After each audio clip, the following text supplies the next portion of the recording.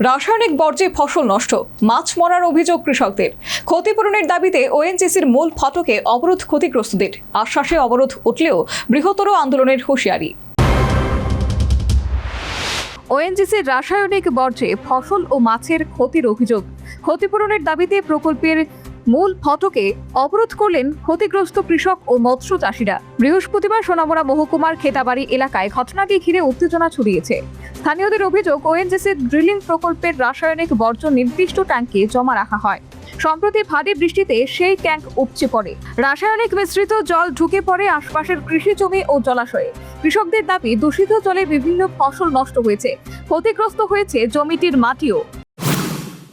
আজকে অবরোধ হয়েছে আমরা আমাদের যে খেতাবাড়ি গ্রাম পঞ্চায়েত আছে সোনামুড়া সাব ডিভিশনের আন্ডারে। এই পঞ্চায়েতে ওএনজিসি অনেক পূর্বে 2003 থেকেই এখানে ড্রিলিং প্রজেক্ট চালাইছে। বিভিন্ন সময় ধরে তারা ড্রিলিং করে আবার ওয়াশ করে। এই কারণে এবং বর্তমানে আজকেও চলছে একটা ওয়াশ আবার। তো এই ড্রিলিং এবং ওয়াশের কারণে যে কেমিক্যাল, প্রচুর পরিমাণে কেমিক্যাল আমাদের পার্শ্ববর্তী যে ধান ক্ষেত আছে, জমি আছে এবং এই ফিশারিজ আছে, সবগুলিতে ওদের কেমিক্যাল গিয়ে আমাদের ধান, ফিশারি এবং সব নষ্ট হচ্ছে, সবজি ক্ষেত। তো ওদের এই বিষয়কে কেন্দ্র করে বিভিন্ন আধিকারিককে, বিভিন্ন উচ্চপদস্থ ওএনজিসির আধিকারিককে আমরা অবগত করি গ্রাম থেকে, পঞ্চায়েত থেকে, এবং কৃষকরা বারবার গিয়ে ওদের কাছে অবগত করেছে এবং অ্যাপ্লিকেশনও দেওয়া হয়েছে আমাদের বিভিন্ন কৃষকদের দাবি নিয়ে।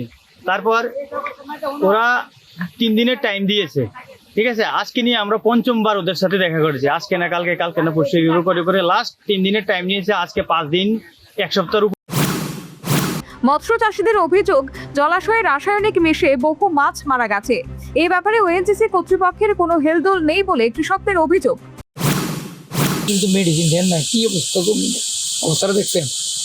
আর এখানে একটা কৃষকের মনে করেন টাকা লেবারের টাকা 700 টাকার লেবারের হাজিরা, একখানি জমি কত টাকা খরচ হয়েছে চিন্তা করছেন। এই যে জমি দিয়ে এইভাবে মাইর গেছে, ওএনজিসির কোনো হেলদোল নাই। ওএনজিসি একটা দিন কোনো একটা কৃষকের লোকের কথা কইল না। এই যে জমিটা যা ক্ষতি হয়েছে আমরা যা ক্ষতিপূরণ দিয়ে দেবো বা একটা আলোচনা তো করতে পারে না, এইটাও করছে না তারা একদিনও।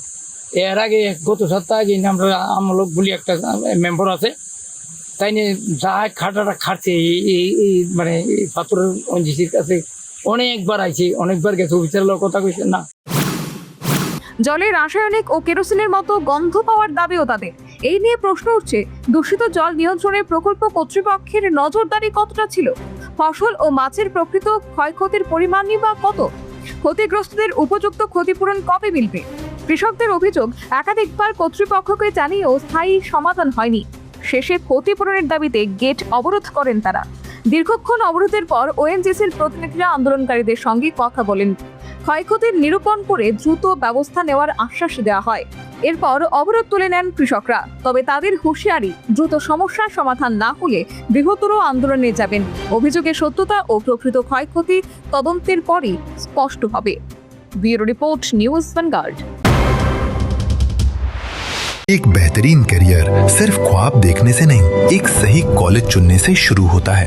Welcome to Vinayaka institute of health sciences, Agartala, affiliated to Tripura University, approved by Government of Tripura, Department of Health and Family Welfare, Tripura Nursing Council and Tripura State Allied and Healthcare Council. Choose from BSc Nursing, GNM, BMLT or BMRIT.